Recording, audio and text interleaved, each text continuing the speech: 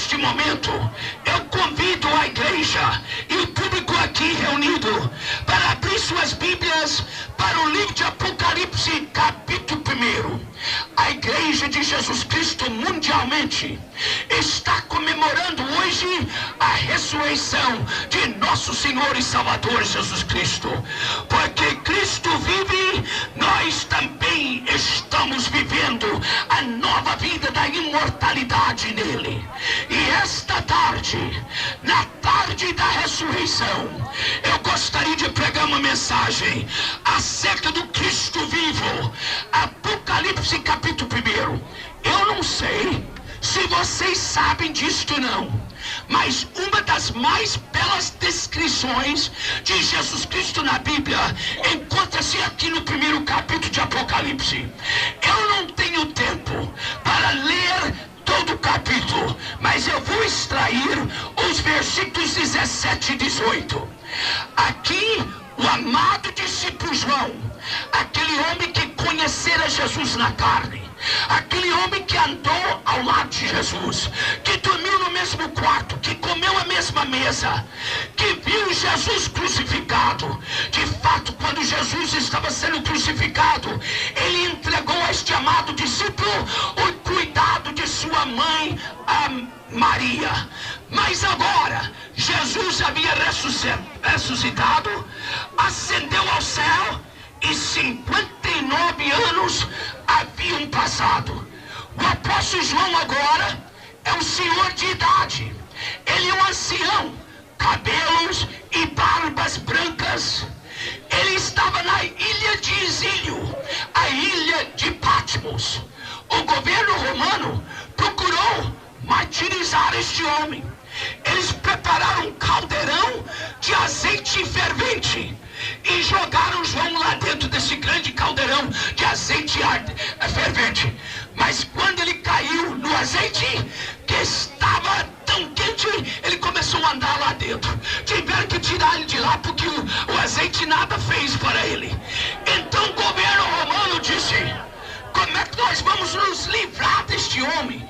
E mandaram-no para a ilha de Patmos, que era uma penitenciária, onde o governo romano enviava os piores criminosos do dia.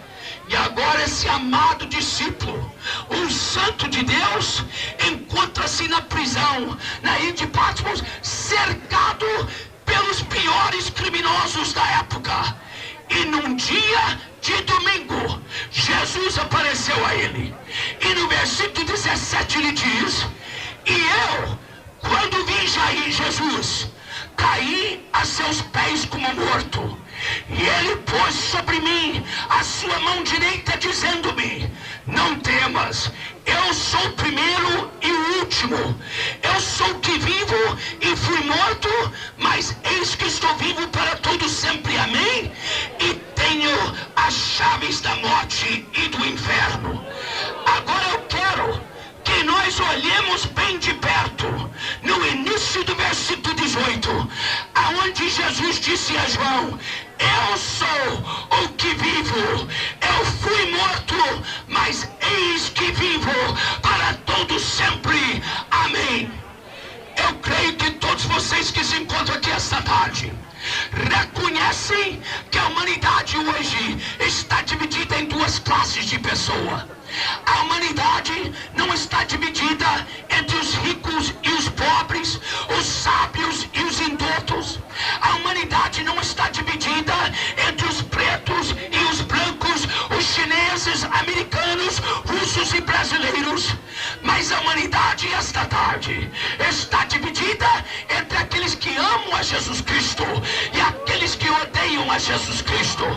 Quando Deus lá do alto céu olha no planeta Terra e vê 5 bilhões de pessoas andando por esta terra, ele não as vê dividido em raças, em línguas, em nacionalidades ou cores, mas Deus vê a raça humana dividida entre aquelas aquelas pessoas que amam a Jesus e aquelas que desprezam e odeiam a Jesus.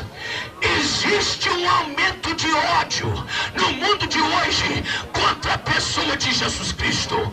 Satanás e suas legiões de demônios e principados e potestades e hostes espirituais da maldade estão engrenando uma guerra total contra Jesus, contra a sua igreja e contra a sua palavra. Eu gostaria de vos fazer uma pergunta esta tarde. Por que existe tanto ódio contra a pessoa de Jesus na nossa sociedade e mundo de hoje? Por que o comunismo tanto odeia a pessoa de Jesus Cristo?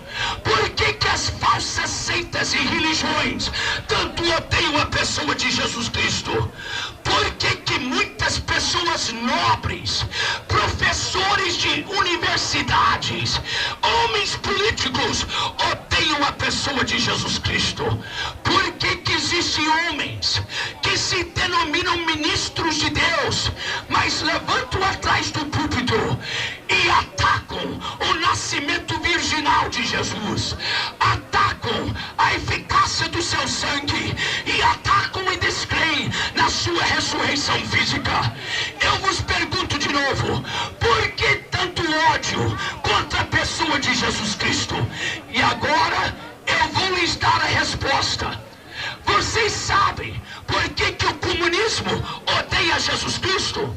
Vocês sabem por que as seitas e as religiões não cristãs odeiam a pessoa de Jesus?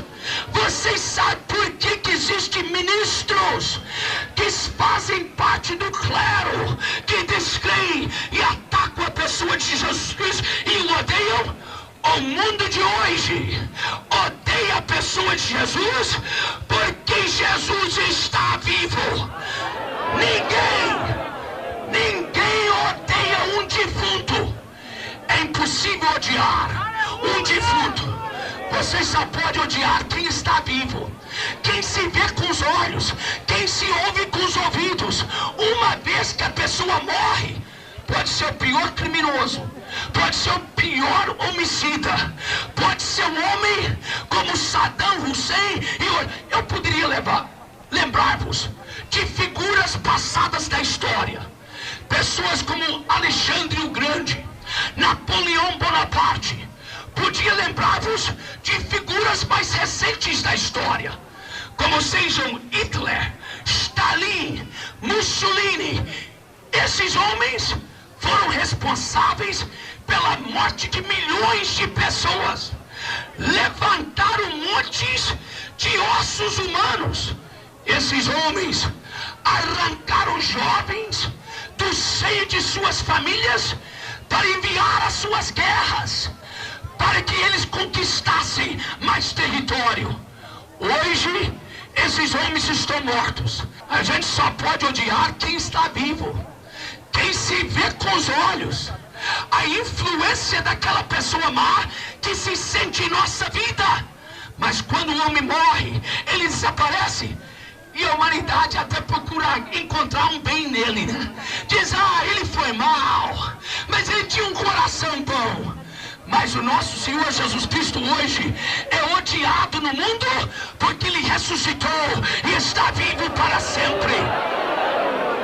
Se Ele tivesse permanecido no túmulo, falariam bem dele. Diriam, ele é grande como Buda, ele é maravilhoso como Confúcio, ele foi um grande líder e filósofo como Maomé. Mas hoje Jesus é odiado porque ele está vivo. Ele ainda anda por cima das águas, ele ainda acalma a tempestade, ele ainda levanta o coxo, ele ainda abre o olho do cego, ele ainda limpa o leproso, ele ainda transforma o pecador. Jesus vive e é por isso que a humanidade o odeia. Eu poderia levá-los comigo esta tarde para visitar os túmulos dos grandes religiosos do passado. Nós poderíamos ir para o Oriente e visitar o túmulo de Buda e de Confúcio. Eu poderia levá-los irmos para a cidade de Meca, na Arábia Saudita, que é a capital da religião muçulmana. E ali nós poderíamos visitar os restos mortais de Maomé, o profeta de Islã. Eu poderia levá-los comigo esta tarde para o Vaticano em Roma, aonde eu já estive 2 vezes. E nós poderíamos descer no porão do Vaticano e da Basílica de São Pedro e visitar os túmulos dos grandes papas da Igreja Católica Romana, como seja Leão 23, Pio X, Pio XII ou João 23. Eu poderia levá-los comigo esta tarde para visitar os túmulos dos grandes pregadores do protestantismo. Nós poderíamos ir para a Inglaterra e visitar o túmulo de John Wesley, o fundador da Igreja Metodista. Poderíamos ir para os Estados Unidos e visitar o túmulo de Charles Finney, de Dwight Moody, de Billy Sunday. E se nós fôssemos viajar e visitar estes túmulos, nós descobriríamos que todos eles têm um elemento em comum. Se nós visitássemos o túmulo de Buda, nós leríamos a inscrição: aqui reposam os restos mortais de Buda. Se nós fôssemos visitar o túmulo de Confúcio, nós leríamos a inscrição: aqui reposam os restos mortais de Confúcio. Se vocês fossem comigo no porão do Vaticano e da Basílica de São Pedro, ali no Vaticano em Roma, nós visitaríamos os túmulos dos grandes papas e leríamos as inscrições: aqui reposam os restos mortais do Papa Leão 23, do Papa Pio X, Pio XII ou do amado Papa João 23. Se nós fôssemos para Londres, na Inglaterra, e visitássemos o túmulo de John Wesley, como eu já fiz, nós leríamos a inscrição: aqui reposam os restos mortais do reverendo John Wesley, o fundador da Igreja Metodista. Se nós fôssemos para os Estados Unidos e visitássemos os túmulos daqueles grandes pregadores, nós leríamos as inscrições: aqui reposam os restos mortais de Dwight Moody, de Charles Finney ou de Billy Sunday. Mas esta tarde, minha gente, eu poderia levar-vos comigo para visitar um túmulo que fica logo do lado de fora das antigas muralhas da cidade de Jerusalém. E ao aproximarmos daquele túmulo, nós veríamos que ele está aberto. E se fôssemos entrar lá dentro, nós veríamos que ele está vazio. E com a voz e o ouvido do Espírito, nós ainda ouviríamos os anjos dizerem: Jesus não está aqui, Ele ressuscitou, Ele ressuscitou, Ele ressuscitou, Ele é diferente.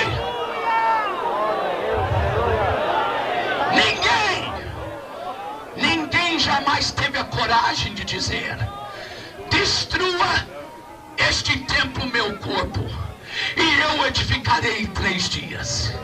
Ninguém jamais teve a ousadia de dizer: assim como Jonas esteve no ventre do peixe por 3 dias e 3 noites, assim também o Filho do Homem estará no ventre da terra. Ninguém jamais disse: eu ressuscitarei, mas ele disse e cumpriu a sua palavra. Algum tempo atrás, eu estava nos Estados Unidos pregando uma cruzada numa grande cidade daquele país, cidade universitária. Tem uma grande universidade nesta cidade com 60 mil alunos. No meio da semana, numa quarta-feira, eu recebi um telefonema do reitor daquela grande universidade. E o reitor, quando falou comigo no telefone, disse: Dr. Bernard Johnson, eu quero convidar o senhor para fazer uma palestra religiosa aqui na nossa universidade. Ele disse: quando vem uma pessoa importante para a nossa cidade, especialmente um líder religioso, nós o convidamos para para fazer uma palestra na universidade. Ele disse: nós já tivemos cardeais da igreja romana, já tivemos monge budista, já tivemos alguns pastores evangélicos, e agora queremos convidar o senhor, porque o senhor está com essa cruzada aí. Jesus está operando maravilhas, pessoas estão sendo curadas. Um rapaz aqui da nossa universidade, que era coxo e só andava com muletas, foi curado ontem à noite lá na sua cruzada. E nós queremos lhe convidar para fazer uma palestra. O senhor aceita? Bem, o que os irmãos acham que foi minha resposta? Eu disse: na hora. Eu disse: eu quero sim.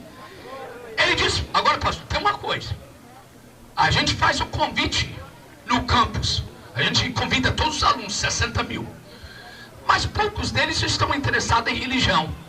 Às vezes 100 alunos comparecem, às vezes 300, até 500. Mas ele disse: nós nunca tivemos mais do que 500 alunos vir na palestra religiosa. O senhor não importa de falar para um grupo pequeno, o senhor está falando para uma multidão à noite? Eu disse: doutor reitor, eu prego para 1, prego para 10, prego para 100, prego para 1000, prego para 100 mil, prego para 1 milhão se for necessário. Eu disse: eu aceito o seu convite. Ele disse: então amanhã à tarde esteja no meu gabinete lá na universidade às 3 horas.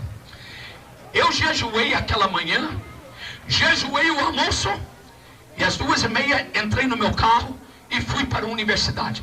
Eu entrei no gabinete do reitor às 2:50. Ele me recebeu muito bem, mas eu notei que ele estava nervoso, estava esfregando as mãos, limpando o suor da testa com o lenço. Eu disse: por que esse homem está nervoso? Quem devia estar nervoso sou eu. Eu vou fazer palestra e o reitor está nervoso. Aí disse: reverendo, está na hora de ir lá para o auditório, vamos lá. E a caminho do auditório, o homem estava passando até mal, limpando o suor da testa, esfregando a mão. E eu virei para ele, eu disse: doutor reitor, porque eu insisto em saber por que o senhor está nervoso. Ele disse: reverendo, é porque eu estou com medo que vai só aparecer um grupinho de gente. Ele disse: talvez apareça 10 ou 50 pessoas. O senhor prega para multidões no Brasil e pelo mundo, eu vou ficar envergonhado. Disse: não se preocupe, eu já disse para o senhor que se aparecer 10, eu prego para 10. Se aparecer 100, eu prego para 100. Não se preocupe. Mas quando nós abrimos a porta do auditório, ele deu um respiro profundo de alívio, porque estava lotado. É a primeira vez que o auditório estava lotado, porque todo mundo queria ouvir e ver o pastor que Deus estava usando para curar os enfermos, para libertar os oprimidos, e que Jesus, que nós pregamos, curou um aluno de lá, e ele deu testemunho na universidade toda. Às 3 horas, o reitor levantou e disse: agora quero vos apresentar o pastor Bernardo Johnson. Ele tomou uns 3 minutos fazendo a minha apresentação. Aí ele virou para mim e disse: reverendo, quando eu falei com o senhor ontem no telefone, eu disse que o senhor teria 1 hora para fazer a palestra. Nós mudamos de ideia. Quando eu consultei com a minha diretoria, nós achamos por bem só lhe dar meia hora, porque diz que o senhor fala muito depressa, que o que os outros levam 1 hora para falar, o senhor fala em meia hora. Então nós vamos lhe dar meia hora, e aí nós vamos abrir a sessão para pergunta e resposta, para a segunda meia hora. O senhor aceita isso? Eu disse: aceito. Então ele disse: o senhor tem a palavra. E meus irmãos, eu levantei diante daquele público de quase 2.000 alunos universitários, e como se diz aí fora, larguei brasa. Preguei por 30 minutos, preguei sobre a cruz, preguei sobre a ressurreição. Eu sabia que a maioria desses alunos nunca tinham ouvido o evangelho, e dentro de meia hora eu quis dar o máximo de evangelho que pudesse dar. E quando venceu minha meia hora, eu disse: muito obrigado, senhores e senhoras, e me sentei. Eles me deram um aplauso, mas um aplauso fraquinho. Um aplauso fraquinho. Que se alguém vai me aplaudir, eu quero um aplauso bom. Mas eles deram um aplauso fraquinho. Aí o reitor levantou e disse: agora nós vamos dar oportunidade para os professores e os alunos fazerem perguntas para o reverendo Bernardo Johnson. Agora disse: eu quero perfeita ordem. Se você tem uma pergunta para o reverendo, levante-se, levante sua mão, identifique-se por nome, e eu passarei a oportunidade para você. Então ele disse: quem é que vai fazer a primeira pergunta? E lá atrás, nas últimas cadeiras do auditório, um rapaz elegante, bonitão, se levantou. E quando o reitor disse: fulano de tal vai fazer a primeira pergunta, todo mundo aplaudiu com força. Antes de fazer a pergunta, já estavam aplaudindo esse rapaz. Eu descobri depois que ele era um estudante de medicina. Era um gênio. Tinha um que era além do que se possa sonhar. Que ia além do que se possa sonhar. Era inteligente, mas era ateu. E todo mundo sabia que ele ia me crucificar. Eles disseram: ele vai botar o pastor na parede e mandar pregos nas mãos e nos pés do pastor. Ele não vai perdoar esse pastor, não. Então aplaudiram, assobiaram, bateram o pé pro rapaz que não tinha nem falado nada ainda. Aí eu pedi calma, disse todo mundo quieto. Ele disse: meu filho, pode falar, qual é a sua pergunta? Ele disse: pastor Bernardo Johnson, antes de fazer a pergunta, eu posso fazer uma declaração? Eu disse: pode, a palavra está com você. Ele disse: eu quero que o senhor saiba que eu não acredito numa palavra que o senhor falou durante sua meia hora. Aí todo mundo aplaudiu de novo.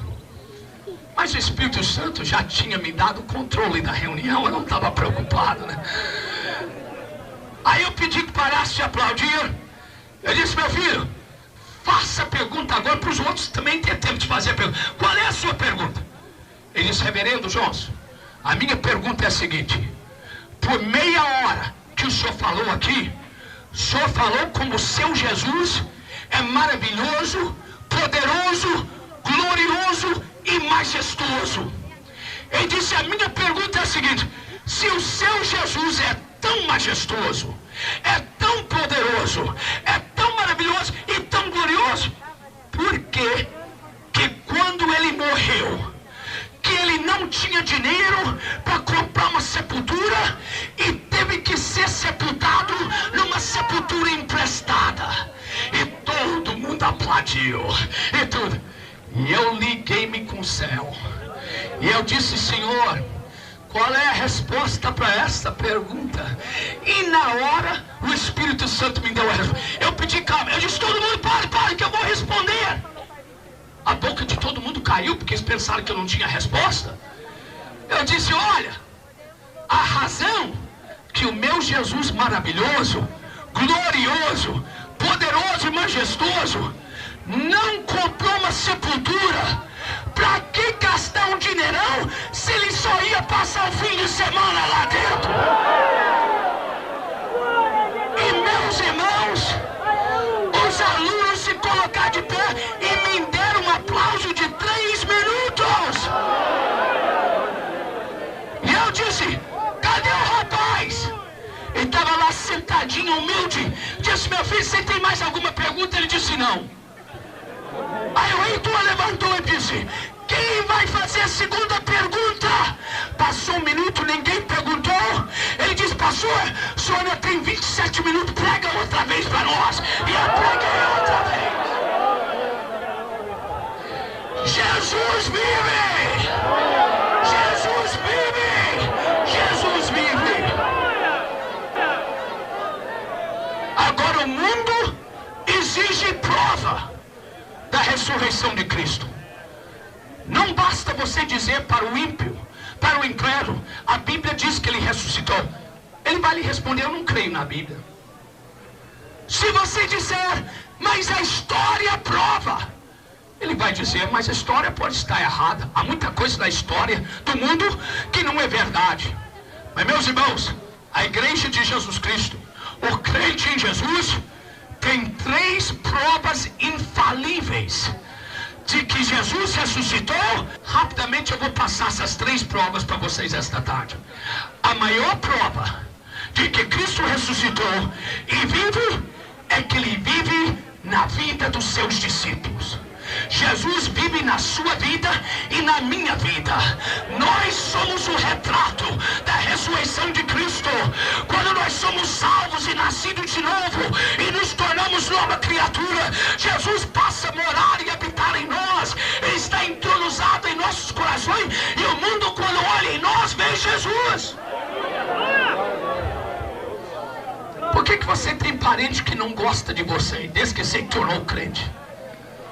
É porque Jesus vive em você. O ímpio não aguenta ficar perto de você, não. Por que existe companheiro de serviço que depois que você virou crente e foi transformado, não quer mais nada com você? Porque você perturba as pessoas. Jesus vive em você. Nós somos a projeção do amor, da graça, do perdão, da misericórdia de Cristo. E somos provas da ressurreição de Jesus. A maior prova é que Cristo vive no cristão. Pastor Vitorino Silva foi maconheiro, quase assassino, tuberculoso. A polícia aqui do Grande Rio, em diversas ocasiões, o perseguiu para pôr um fim à sua vida, porque ele era um malandro, ele era uma pessoa que tomava conta de boca de fumo e outras coisas piores. Mas quando Jesus o salvou e entronizou-se em sua vida, ele se tornou o homem que vocês conhecem hoje, um instrumento na mão de Deus. Mas olha, minha gente, se o mundo odeia o nosso mestre e o nosso Senhor, vai odiar também o seu discípulo. Jesus disse: bem-aventurados sois vós, quando vos perseguirem e injuriarem e disserem todo mal por causa do meu nome e por minha causa. Exultai e alegrai, porque grande será o vosso galardão no céu. Meus irmãos, não deixe o mundo falar bem de você, não. Perturbe o mundo, perturbe o pecador. Não permita que o pecador bata nas suas costas assim e diga: fulano de tal é da Assembleia de Deus, ou é lá da cruzada, ou é da casa da bênção, mas ele diz ser crente cristão, mas é igual a nós. Ele ri das nossas piadas sujas, ele conta piada suja para nós no emprego, ele mistura com a gente, ele bota a cara de santo no domingo para ir para o culto, mas durante os 6 dias da semana ele é um demônio igual a nós. Meus irmãos, se o mundo fala isso de você, examine a tua salvação. Você não está salvo, não. Porque a hora que você projetar a salvação e a nova criação de Cristo, o mundo não vai lhe apreciar. Porque o crente, ele fala de Jesus, ele anda com Jesus, ele assovia Jesus, ele testifica de Jesus. O povo do mundo não aguenta o crente, não, porque o crente perturba o ímpio. Tem que ser assim. Quando Jesus está aqui no coração, a gente mostra Jesus para o mundo. Eu estou vendo Jesus em tantos rostos aqui esta tarde. Tem rosto aí que está brilhando como prova da ressurreição de Cristo. A segunda prova de que Jesus vive e ressuscitou é que ele vive na sua igreja. Por isso que Satanás e os demônios não gostam da igreja. Por isso que tem político que não gosta da igreja.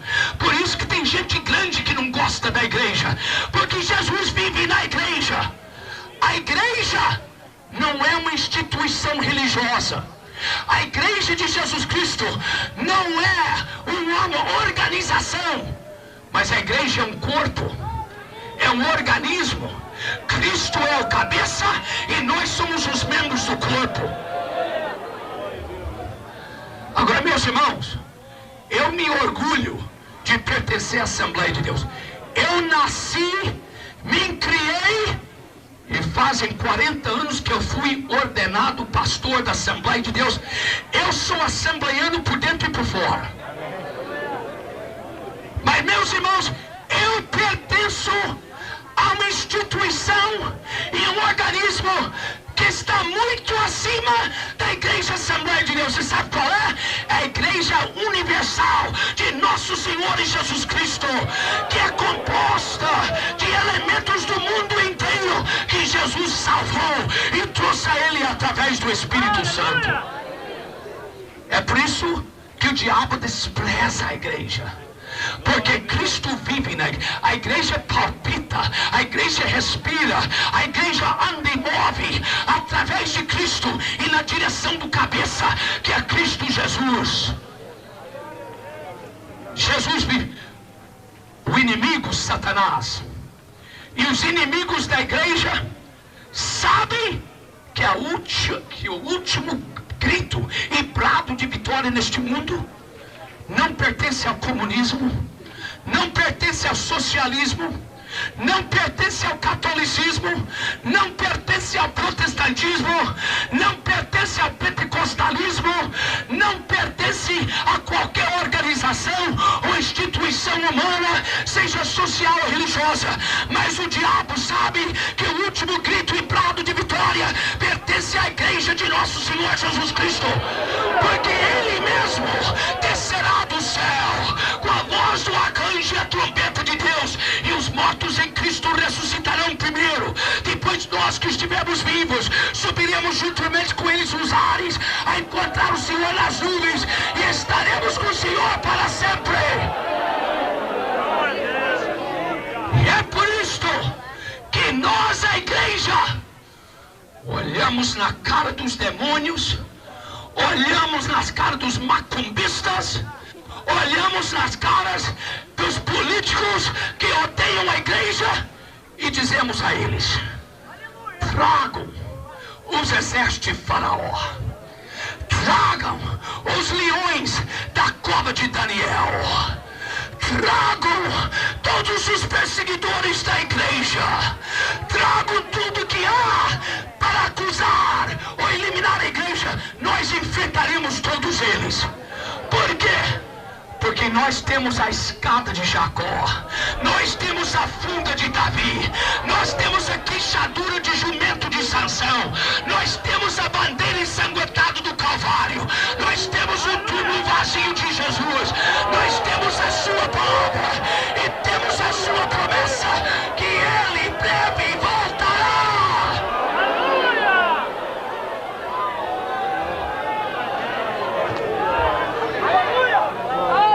E a última prova de que Jesus ressuscitou e vive é que Ele vive na sua palavra. Jesus não somente vive na palavra, Ele é a palavra. João capítulo 1 versículo 1 diz: no princípio era o verbo, o verbo estava com Deus e o verbo era Deus. E o versículo 14 diz: e o verbo se fez carne e habitou entre nós, e vimos a sua glória como do unigênito do Pai, cheio de graça e de verdade. Quando Deus enviou a sua palavra ao mundo, Ele não a enviou através da religião, através da filosofia, através da ciência, através da psiquiatria, mas Deus enviou a sua palavra através de um homem, o seu Filho Jesus Cristo. Jesus veio na carne como a palavra expressiva do Pai. Ele andou entre os homens com a palavra do Pai em seus lábios. Sabe por que o mundo odeia a Bíblia? Agora, a maioria de vocês que estão aqui esta tarde tem de 40 anos para cá. Aqui tem muito jovem. Eu diria que 70% da audiência hoje aqui no Miécio da Silva é de 40 anos para menos. E talvez de 20 a 25% de 40 anos para cima. Então vocês jovens não lembram disto. Mas eu lembro há 45 anos, 50 anos passados, quando queimavam a Bíblia aqui no Brasil. Hoje não, seria um absurdo queimar a Bíblia. A própria imprensa ia malhar quem queimasse a Bíblia, né? Mas minha gente, eu já vi no interior de Minas Gerais, aonde eu fui criado como menino, eu já vi eles fazerem fogueira da Bíblia. A gente distribuía a Bíblia e Novos Testamentos o dia todo. Quando chegava tarde, eles faziam uma fogueira e queimavam todos os Novos Testamentos, toda a Bíblia. Vocês jovens não sabem, vocês têm uma vida muito... Vocês vivem num Brasil maravilhoso. E não reclamem do Brasil não, hein? Eu sou americano, mas sou criado. Não reclamem para mim do Brasil, que eu já visitei 76 países do mundo. E eu já vi o que é verdadeira miséria. Nós não conhecemos miséria aqui no Brasil. Aqui no Brasil se come bem, se veste bem. Só quem é preguiçoso é que não faz isso. Vagabundo pode falar contra o Brasil, mas quem come desta terra, e quem veste desse país, e quem recebe um salário, embora pequeno, dá graça, porque existe lugar. Eu já visitei a Índia, já visitei a Sri Lanka, já visitei o Zaire, onde eu vi criança morrer de fome nos braços da mãe. E meus irmãos, eles queimavam Bíblia aqui no Brasil. Hoje não queima mais porque seria ridículo. Mas sabe por quê? Porque o diabo e o mundo odeiam esta palavra. Porque Jesus se faz presente na palavra. De fato, Ele é a palavra. Se você pregar a Bíblia, você está pregando Jesus. E se você pregar Jesus, você está pregando a Bíblia. É uma coisa só. Jesus e a palavra. A Bíblia é uma coisa só. E quando se prega a palavra, Jesus se manifesta para operar salvação, curas, libertações, expulsão de demônios. Porque Ele é a palavra. Antes de ontem à noite, lá no templo da Assembleia de Deus, Jesus curou uma menina surda e muda de 12 anos de idade. Muitos de vocês estavam... Quantos estavam lá ontem à noite quando a mãe deu o testemunho? Olha aí. Antes de ontem à noite, Jesus curou uma irmã que tinha uma tireoide, que estava engasgando ela continuamente. Saiu na hora. Só Deus sabe das outras curas que se realizaram nas 2 últimas noites. Porque quando se prega Jesus, prega-se a palavra. E Deus opera através de sua palavra. E Deus está presente através da sua palavra. Eu não preguei mais nada, preguei a palavra, preguei Jesus, o Cristo ressurreto. E Ele está aqui para honrar a sua palavra, para cumprir a sua palavra. Ah, meus irmãos, eu vou fazer a última pergunta. Eu sempre fico emocionado quando eu prego. Se vocês não fossem tão quietinhos, eu tinha dançado aqui hoje à tarde. É uma emoção tremenda pregar do Cristo ressurreto. Saber de Cristo. Agora eu pergunto, vocês acham que eu poderia me emocionar se levantasse aqui e pregasse um Cristo morto? Nem pregar. Para me levantar e pregar alguém que morreu e ficou enterrado. Que mensagem é esta? Mas, meus irmãos, eu furo, eu prego, eu dou de tudo, porque o Cristo que eu prego é um Cristo ressurreto, é um Cristo que vive para sempre, é um Cristo que manifesta a sua glória no meio do seu povo. Aleluia! Abaixem estas cordas agora, meus irmãos, abaixem estas cordas. Meu amigo, Jesus está aqui esta tarde para transformar a sua vida. Se Ele vive, você pode crer no amanhã. Se Ele vive, há esperança para você. Não importa o seu pecado, não importa o que você já cometeu no passado. Você pode ter matado alguém ontem à noite. E se você está aqui, se arrepender e se entregar para Jesus, Ele lhe perdoa, Ele lhe salva, Ele lhe transforma. Eu quero convidar todas as pessoas esta tarde que desconhecem esse Jesus maravilhoso, que quem conhece Jesus, o Cristo ressurreto, ele anda com Jesus, ele fala com Jesus, ele comunga com Jesus. Jesus quer que você o conheça de tal maneira que a sua vida será transformada através da sua presença e através da sua palavra.